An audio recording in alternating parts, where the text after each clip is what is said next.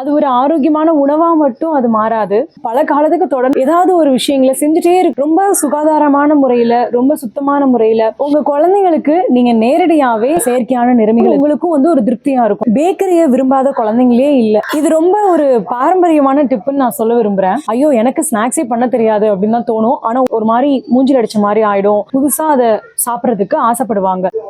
வணக்கம், நான் Nancy Mervin, founder of Menna Naturals and acu therapist. இன்றைக்கு நம்ம குழந்தைக்கு மாலை நேரத்தில் ஆரோக்கியமான உணவு செய்து கொடுத்து ஆரோக்கியமான நேரமாக அதை எப்படி மாற்றுறது அப்படிங்கிறத பற்றின ஒரு 10 டிப்ஸு 10 வழிகளை பற்றி நம்ம இன்னைக்கு பார்க்கலாம். நம்ம குழந்தைகளுக்காக மாலையில் ஒரு 20 நிமிஷமோ ஒரு 30 நிமிஷமோ நம்ம குழந்தைகளுக்காக நம்ம செலவு செய்து அவங்களுக்கு கூட சேர்ந்து நம்ம பண்ணி அதை கொடுக்கும்போது அது ஒரு ஆரோக்கியமான உணவாக மட்டும் அது மாறாது, ஒரு மகிழ்ச்சியான தருணமாகவும் இருக்கும். உங்கள் நாளையே ஒரு ஃபுல்ஃபில் பண்ண மாதிரி உங்கள் குழந்தைங்களுக்கு ஒரு மகிழ்ச்சியான தருணமாக இருக்கும், உங்களுக்கும் ஒரு மகிழ்ச்சியான தருணமாக இருக்கும், ஒரு நிறைவை கொடுக்கும் உங்களுக்கு. அது மட்டும் இல்லாமல் ஒரு நாள் முழுக்க நம்ம ஓடி ஆடி உழைச்சி குழந்தைய விட்டு பிரிஞ்சு அவங்க ஸ்கூலுக்கு போயிருப்பாங்க, வெளியே போயிருப்பாங்க, அவங்களோட இல்லாமல் நம்ம தனியாக இருந்து மாலையில் அந்த குழந்தைய நம்ம பார்க்கும்போது அந்த குழந்தைக்கும் ஒரு மகிழ்ச்சியான தருணமாக அது இருக்கும். நீங்கள் அந்த ஒரு நேரத்தில் அவங்களுக்கு ஒரு ஆரோக்கியமான உணவையும் செய்து தரீங்க, அதே நேரம் அவங்களுக்கு ஒரு மகிழ்ச்சியையும் தரீங்க, உங்களுக்கும் ஒரு நிறைவையும் கொடுக்குறீங்க. உங்க குழந்தைக்காக ஒரு அரை மணி நேரம் நிச்சயமா செலவு செய்யுங்க மாலை நேரத்துல. இப்போ நம்ம டிப் நம்பர் 1 என்னங்கிறத பார்க்கலாம். ஒரு சுண்டல் வகைகளை செய்து கொடுக்கறது. சுண்டல் நீங்க எப்பயும் போல காலையில கிளம்பும் போது நீங்க என்ன வேலைகள் செய்துட்டு போனாலும் ஏதோ ஒரு சுண்டலை நீங்க ஊற வச்சுட்டு கிளம்பி போயிடலாம். இப்போ அந்த சுண்டல் வந்து உங்க குழந்தைக்கு நீங்க பல விதங்கள்ல செஞ்சு தர முடியும். நீங்க ஒரு நாள் தேங்காய் போட்டு கொடுக்கலாம், ஒரு நாள் வந்து மேம்பொடின்னு சொல்லக்கூடிய பொடிகள் போட்டு தரலாம், ஒரு நாள் வெறுதாவே கடுகு போட்டு தாளிச்சு கொடுக்கலாம், ஒரு நாள் வெங்காயம் போட்டு தாளிச்சு அது மாதிரி கொடுக்கலாம். இந்த மாதிரி பல விதங்கள்ல நம்ம கிட்ட பல வகையான பயிர் வகைகள் இருக்கு. சுண்டல், பச்சை பயிறு, பட்டாணி, நரிப்பயிறு, மொச்சக்கடலை, இந்த மாதிரி நிறைய வகையான பயிர் வகைகள் இருக்கு. நான் ரொம்ப கம்மியான வகைகள் தான் இங்க சொல்லியிருக்கேன். நிறைய வகைகள் இருக்கு.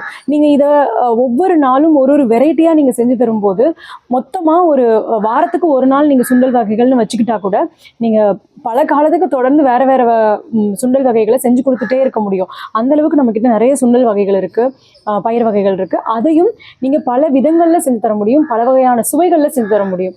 அப்ப அந்த குழந்தைக்கும் வந்து சுண்டல் வகைகள் ஒரு போர் அடிக்காத உணவா மாறுறதுக்கு நிறைய வாய்ப்பு இருக்கு. டிப் நம்பர் 2, உங்க குழந்தைய நீங்க பண்ணக்கூடிய ஹெல்தி ஸ்நாக்ஸுக்கு துணைக்க கூப்பிடலாம். குழந்தைங்களுக்கு பொதுவாகவே வந்து ஏதாவது ஒரு விஷயங்களை செஞ்சுட்டே இருக்கணும்னு நினைப்பாங்க, ரொம்ப ஆசைப்படுவாங்க. அவங்களுக்கு அந்த பிசிக்கலான வேலைகள் இல்லாதனால தான் அவங்க சில நேரங்களில் மொபைலில் போய் அடங்கிடுறாங்க. நீங்கள் அப்போ அந்த மாதிரி பிசிக்கலான ஒர்க் நீங்கள் பண்ணும்போது உங்கள் குழந்தைய நீங்கள் கூப்பிடலாம்.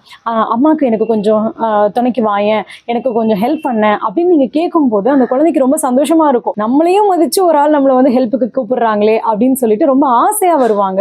அவங்கள கூப்பிட்டு அந்த பலகாரத்தை நீங்கள் செஞ்சு முடிச்சு அவங்களுக்கு கொடுத்தீங்கன்னு வச்சுக்கோங்களேன், அவங்களும் நம்மளே அந்த ஸ்நாக்ஸை செஞ்ச மாதிரி ரொம்ப சந்தோஷத்தோட, ரொம்ப பெருமையோட, மகிழ்ச்சியோட அதை சாப்பிடுவாங்க. அதை விரும்பியும் சாப்பிடுவாங்க. அது எப்படி இருந்தாலும் அவங்களுக்கு வந்து நம்ம செஞ்சது அப்படின்னு சொல்லி அவங்களுக்கு மகிழ்ச்சியா இருக்கும். அதனால உங்க குழந்தைய நீங்க செய்யக்கூடிய பலகாரங்கள்ல அவங்களையும் துணைக்கு கூப்பிட்டு அவங்கள பழக்கப்படுத்தி அதை செஞ்சு 2 பேருமா என்ஜாய் பண்ணி சாப்பிடுங்க. டிப் நம்பர் 3, இப்பெல்லாம் நம்ம ஃபேமிலியில ஒருவேளை உங்க குடும்பத்துல தாத்தா பாட்டிங்க உங்க கூட இருக்காங்கன்னா ரொம்ப சந்தோஷம், உங்களுக்காக ரொம்ப மகிழ்ச்சி. ஆனா தனியா இருக்காங்க, நீங்க தனியா இருக்கீங்க, உங்க குழந்தையோட தாத்தா பாட்டிங்க வேற எங்கேயோ இருக்காங்க அப்படின்னா நீங்க அவங்க கிட்ட வந்து உங்க குழந்தைக்காக ஒரு ஸ்நாக்ஸ் செஞ்சு தர சொல்லி கேட்கலாம். சித்திங்க, பெரியம்மா, இவங்க எல்லாருமே வந்து உங்களுக்குரிய ஒரு இரத்த சொந்தமா இருக்கும் போது அவங்க உங்களுக்கு ரொம்ப சுகாதாரமான முறையில, ரொம்ப சுத்தமான முறையில நம்ம குழந்தை சாப்பிட போகுது, ஸோ அதை நல்லபடியா செஞ்சு கொடுக்கணுங்கிற ஒரு எண்ணத்தோட, ஒரு மகிழ்ச்சியோட அதை செஞ்சு கொடுப்பாங்க இல்லையா? அப்போ நீங்க வந்து அவங்க கூட டிஸ்கஸ் பண்ணிக்கலாம். உங்க சித்தி, உங்களோட அக்கா தங்கச்சிங்களா இருக்காங்கன்னா அவங்களோட பிள்ளைங்களுக்கு ஒரு மாசம் நீங்க செஞ்சு கொடுக்கலாம், ஒரு மாசம் அவங்கள செய்ய சொல்லலாம். ஸோ இந்த மாதிரி அவங்க கிட்ட நீங்க கேட்டு ஒரு ஹோம்மேட் ஸ்நாக்ஸை ஒரு 1 month ஸ்டோர் பண்ற மாதிரி இருக்க மாதிரி ஸ்நாக்ஸை அவங்கள செஞ்சு தர சொல்லி கேட்டு அதை வந்து நீங்க ஸ்டோர் பண்ணி வச்சு, இது பாட்டி செஞ்சது, இது வந்து சித்தி செஞ்சது, இது பெரியமா செஞ்சது அப்படின்னு சொல்லி நீங்க உங்க குழந்தைக்கு கொடுக்கும்போது உங்க குழந்தைங்க வந்து அதை ரொம்ப நல்லா என்ஜாய் பண்ணி சாப்பிடுவாங்க. அதே மாதிரி நீங்களும் உங்களோட ரிலேட்டிவ்க்கு நீங்களும் செஞ்சு மொத்தமாக கொடுக்கும்போது அவங்களும் மகிழ்ச்சியாக சாப்பிடுவாங்க. ஸோ இப்போது நம்ம ரொட்டேஷன் பேசிஸில் மாற்றி மாற்றி செஞ்சுக்கும் போது அவங்களுக்கும் வந்து ரொம்ப நேரம் வந்து செலவாகாது, உங்களுக்கும் வந்து நிறைய நேரம் செலவாகாது. ஸோ இந்த ஸ்நாக்ஸ் வந்து குழந்தைங்களும் வந்து வந்து ஒரு ஹெல்தியான ஸ்நாக்ஸையும் சாப்பிடுவாங்க. அதே நேரம் இது வந்து ஒரு ஆரோக்கியமான உணவாகவும் இருக்கும். ஃபேமிலிக்குள்ளேயே நீங்க வந்து மகிழ்ச்சியா வந்து ஷேர் பண்ணி பெற்றோருக்குமே வந்து ஒரு மகிழ்ச்சியான தருணமா இருக்கும். என் பேரன் பேத்திங்களுக்கு நான் வந்து செஞ்சு கொடுத்தேன், அவங்க வந்து ரொம்ப விரும்பி சாப்பிட்டாங்க, அதை கேட்கும்போது அவங்களுக்கும் ஆனந்தமா இருக்கும். ஈவினிங் நேரத்தில் நம்ம ஏதோ ஒரு ஜங்க் ஃபுட்டை சாப்பிட்றதுக்கு பதிலாக ஒரு ஹெல்தியான ஒரு ஸ்நாக்ஸை வந்து அவங்க கொடுக்குற மாதிரி ஒரு ஃப்ரூட் ஸ்மூத்திஸோ இல்லைனா வந்து மில்க் ஷேக்ஸோ அந்த மாதிரி நீங்கள் ஒரு ஃப்ரூட்ஸை வச்சு நீங்கள் அவங்களுக்கு செஞ்சு கொடுக்கலாம். ஸோ அது வந்து அவங்களுக்கு ஃபுல்ஃபில்லிங்காகவும் இருக்கும், அதே நேரம் ஒரு ஹெல்தியான ஆப்ஷனாகவும் இருக்கும். அதே நேரம் அவங்களுக்கு தனியாக நம்ம வேறு எந்த ஒரு ஸ்வீட்னஸும் ஆட் பண்ணாமல் அது ஒரு நேச்சுரல் ஸ்வீட்னராகவும் இருக்கும். ஸோ அந்த மாதிரி நீங்கள் அதில் நட்ஸ்லாம் போட்டு அந்த மாதிரி ஒரு ஸ்மூத்தியாக அவங்களுக்கு செஞ்சு தரும்போது ரொம்ப ஒரு ஆரோக்கியமான ஒரு உணவாகவே அது இருக்கும். டிப் நம்பர் 5, உங்கள் குழந்தைங்களுக்கு நீங்கள் நேரடியாகவே மாலை உணவை கொடுத்துடலாம். முன்னாடி எல்லாமே வந்து ரொம்ப ஏர்லியாகவே நம்மளோட முன்னோர்கள் எல்லாமே தூங்கிடுவாங்க, நம்ம சூரியன் மறையிற நேரமே தூங்கிடுவாங்க, அது எல்லாருக்குமே தெரியும். இப்போ நிறைய அதை பற்றிலாம் பேசிட்டும் இருக்கிறோம். நம்ம அந்த மாதிரி இருக்கும்போது நம்ம ஒரு மாலை சிற்றுண்டி ஒன்று கொடுத்து அதுக்கப்புறம் மறுபடியும் வந்து நைட்டு டின்னர்னு சொல்லி ரொம்ப லேட் பண்ணி அதுக்கப்புறம் ஒரு உணவை கொடுத்து அவங்க அதுவும் ஒழுங்காக சாப்பிடாம இதுவும் ஒழுங்காக சாப்பிடாம அப்புறம் என் குழந்தை சாப்பிடவே மாட்டுதுன்னு நம்ம ஒரு கம்ப்ளைண்ட் பண்ணி, ஸோ அதுக்கு பதிலாக அவங்க மாலையில் அவங்க வராங்க இல்லையா, வரும்போதே வந்து ஒரு பசியோடு வருவாங்க, ஒரு டயர்ட்னஸோடு வருவாங்க. ஸோ அவங்கள என்கேஜ் பண்ணி ஒரு 2 பேருமா சேர்ந்து ஒரு உணவை செஞ்சு நீங்கள் மாலை சிற்றுண்டியாகவே ஒரு 5:30 6 o'clock நீங்கள் அதை கொடுத்துட்டிங்கன்னா அவங்களுக்கும் வயிறு வந்து ஃபுல்ஃபில்லிங்காக இருக்கும். ஒரு 7:30 அந்த மாதிரி நேரங்கள்லேயே அவங்க வந்து தூங்குறதுக்கான வாய்ப்புகள் இருக்குது. ஸோ இதை வந்து ஒரு வேளை உங்களால் வந்து ஃபாலோ பண்ண முடியும்னா தாராளமாக இதை ஃபாலோ பண்ணலாம். நம்பர் 6, உங்களுக்கு இந்த இது எதுக்குமே வந்து வாய்ப்பு இல்லை அப்படின்ற பட்சத்தில் நீங்கள் என்ன பண்ணலான்னா ஹோம்மேட் ஸ்நாக்ஸ் இப்போ நிறைய பேர் பண்ணுறாங்க. அவங்களே வந்து வீடுகளில் பண்ணி அதை வந்து சுத்தமான முறையில் செஞ்சு கொடுத்துட்டு இருக்காங்க. ஸோ அந்த மாதிரி எங்கே வந்து ஹோம்மேட் ஸ்நாக்ஸ் பண்ணுறாங்கன்னு பார்த்துக்கோங்க. பக்கத்தில் உங்களுக்கு பக்கமாக இருக்கிற இடங்களில் போய் பாருங்கள். ஒரு இடத்துல வாங்காமல் 2-3 இடங்களில் ஹோம்மேட் ஸ்நாக்ஸாக இருக்குதா, அது நல்லபடியாக சுத்தமான முறையில் தான் செய்யப்படுதாங்கிறத நீங்கள் 2-3 தடவை அதை என்ஷூர் பண்ணிக்கோங்க. அந்த பொருட்களை நீங்கள் வாங்கி பயன்படுத்தி பாருங்கள். 2-3 இடங்களில் பயன்படுத்தி பார்த்து உங்கள் குழந்தைங்களுக்கு கொடுத்து பார்த்து எந்த உணவு வந்து எக்ஸ்ட்ரா வந்து டேஸ்ட் என்ஹான்சர்ஸ்ன்னு சொல்லுவாங்க, நம்மளோட சுவை ஊட்டிகள், சுவையை வந்து கூட்டுறதுக்காக சுவை ஊட்டிகள் போடப்படாமல் கலர்ஸ்க்காக வந்து வேற ஒரு நிறமிகள் செயற்கையான நிறமிகள் எதுவும் சேர்க்காம மேலும் வந்து அதை ப்ரிசர்வ் பண்ணுறதுக்காக ப்ரிசர்வேட்டிவ்ஸ் இல்லாமல் இந்த மாதிரி எங்கே செய்கிறாங்கன்னு நீங்கள் 2-3 இடங்களை பார்த்து வச்சுக்கோங்க பக்கத்தில். ஸோ பார்த்து வச்சுட்டு அந்த மாதிரி 2-3 இடங்கள்லேருந்து வாங்கி உங்கள் குழந்தைக்கு கொடுங்க. அப்படி கொடுத்தீங்கன்னா அதை வந்து அவங்க டேஸ்ட் பண்ணி பார்த்துட்டு எந்த உணவு அவங்களுக்கு பிடிச்சிருக்கோ அதை மாற்றி மாற்றி நீங்கள் கொடுக்கலாம். அப்போ அவங்களுக்கும் ஒரு வெரைட்டி ஆஃப் ஹெல்தி ஸ்நாக்ஸ் சாப்பிட்ட மாதிரியும் இருக்கும், அதே நேரம் உங்களுக்கும் வந்து ஒரு திருப்தியாக இருக்கும். நம்ம ஏதோ ஒரு உணவை பேக்கெட் ஃபுட்டை கொடுக்காம நம்ம இந்த மாதிரி கொடுத்துருக்கோம் அப்படின்னு சொல்லி உங்களுக்கு ஒரு திருப்தியா இருக்கும். டிப் நம்பர் 7, இது வந்து ஒரு முக்கியமான டிப்பு. என்னன்னு சொன்னா, இப்போ பேக்கரியை விரும்பாத குழந்தைங்களே இல்லை. எல்லாருமே பேக்கரிக்கு போனால் அது வேணும் இது வேணும்னு சொல்லி எல்லாருமே பேக்கரி ஃபுட்ஸ் நிறைய பேர் இப்போ எல்லாருமே பழக்கப்பட்டுட்டாங்க. அதுக்கு அப்படி இருக்கும்போது நம்ம பேக்கரி ஃபுட்ஸ் வேணாம்னு நம்ம நினைக்கிறோம், சாப்பிடக்கூடாதுன்னு நம்ம சொல்கிறோம். ஆனால் அந்த குழந்தைங்களால அதை மறக்க முடியுமா, அதை சாப்பிடாம இருக்க முடியுமா அப்படிங்கிறது வந்து ரொம்ப ஒரு குவெஸ்டினபிளான ஒரு விஷயமா தான் இருக்குது. அப்படி இருக்கும்போது நீங்கள் என்ன பண்ணலாம்னா, உங்களுக்கு ஒரு வீட் பிரெட் கிடைக்குது அப்படின்னா நீங்கள் அந்த மாதிரி வீட் பிரெட் வாங்கிக்கோங்க. ஒரு மாதத்தில் 1 முறையோ இல்லை 2 முறையோ உங்கள் குழந்தைக்கு நீங்களே வந்து ஒரு சாண்ட்விச் நீங்கள் பண்ணி கொடுத்துட்டீங்க. அந்த வீட் பிரெட்டை வச்சு நல்லா ஒரு வெஜிடபிள்ஸ் நல்லா வச்சு ஒரு ஸ்டஃபிங் ரெடி பண்ணி அந்த ஸ்டஃபிங் கூட ஒரு ஸ்லைஸையும் வச்சு நீங்கள் நல்லா ரோஸ்ட் பண்ணி அவங்களுக்கு வந்து ஒரு சாண்ட்விச்சாக அவங்களுக்கு பண்ணி கொடுத்துட்டீங்கன்னு வச்சுக்கோங்களேன். மேபி அது வந்து ஒரு 2-3 வீக்ஸுக்கு அவங்களுக்கு வந்து அது ஃபுல்ஃபில்லிங்காக இருக்கும். அந்த பேக்கரி ஃபுட் சாப்பிடணும் அப்படிங்கிற ஒரு எண்ணத்துலேருந்து கொஞ்சம் வெளியே இருப்பாங்க. நீங்களே அதை செஞ்சு கொடுக்கறதுக்கு முயற்சி பண்ணுங்கள். ஒருவேளை உங்கள் குழந்தைக்கு இது வரைக்கும் பேக்கரி ஃபுட்ஸோட பழக்கம் இல்லைன்னா தயவுசெய்து இதை ட்ரை பண்ணாதீங்க, அப்படியே விட்டுருங்க. நீங்கள் ரெகுலராக என்ன மாதிரி ஃபாலோ பண்ணுவீங்களோ அதை பண்ணுங்கள். இது நான் சொல்கிற டிப்பு எதுக்காகன்னா, ஏற்கனவே பேக்கரி ஃபுட்ஸுக்கு ரொம்ப அடிக்ட் ஆயிருக்காங்க, அவங்க அதுலேருந்து வெளியே வர முடியலன்ற மாதிரி இருக்கும்போது நீங்களே ஒரு 2 வாரத்துக்கு ஒரு முறை அந்த மாதிரி நீங்கள் பண்ணி கொடுத்துட்டீங்கன்னா குழந்தைங்களுக்கும் வந்து வெளியே சாப்பிட்றத விட அம்மா செய்கிறதே நல்லா இருக்குது அப்படிங்கிற ஒரு எண்ணம் வந்து உருவாயிடும். அந்த மாதிரி நீங்கள் பண்ணி கொடுக்கலாம். டிப் நம்பர் 8, இது ரொம்ப ஒரு பாரம்பரியமான டிப்புன்னு நான் சொல்ல விரும்புகிறேன். ஏன்னு கேட்டிங்கன்னா, அந்த காலத்துலலாம் ஸ்நாக்ஸுங்கிற பேச்சுக்கெலாம் இடமே கிடையாது. ஏன்னா அவங்க நேரடியாக வந்து உணவுகளை எடுத்துக்குவாங்க.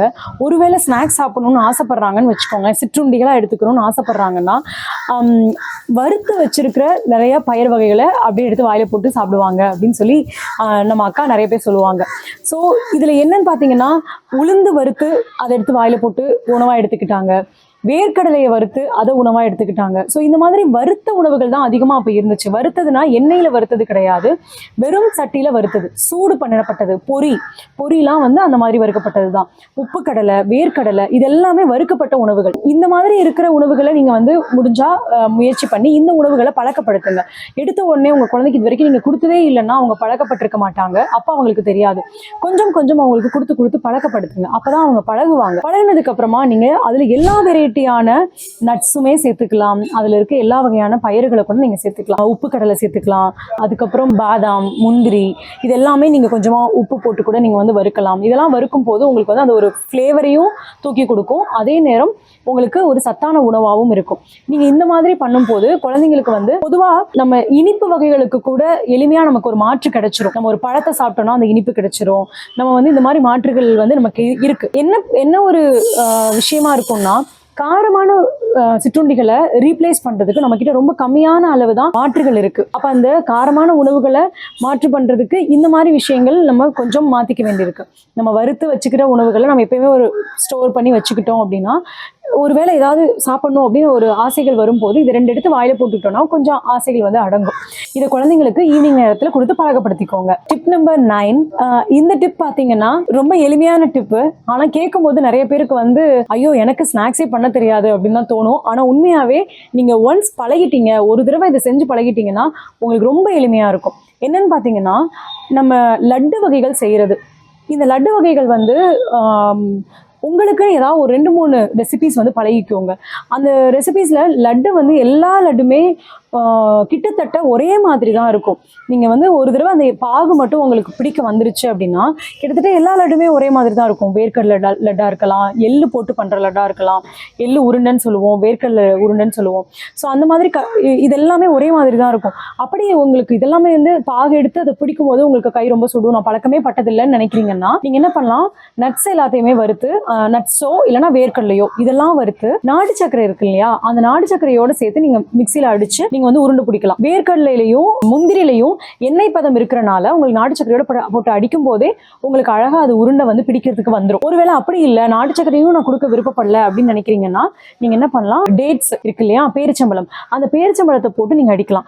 அதை போட்டு அடிக்கும் போது உங்களுக்கு வந்து அழகா வந்து உருண்டைகள் வந்துடும். நட்ஸ் லட்டு, நட்ஸையே வந்து ஒவ்வொன்றையும் பிரிச்சு உங்களால எந்த நட்ஸ்லாம் நீங்க வந்து மாத்தி கொடுக்கணும்னு ஆசைப்படுறீங்களோ அந்த மாதிரி மாத்தி போட்டுக்கலாம்.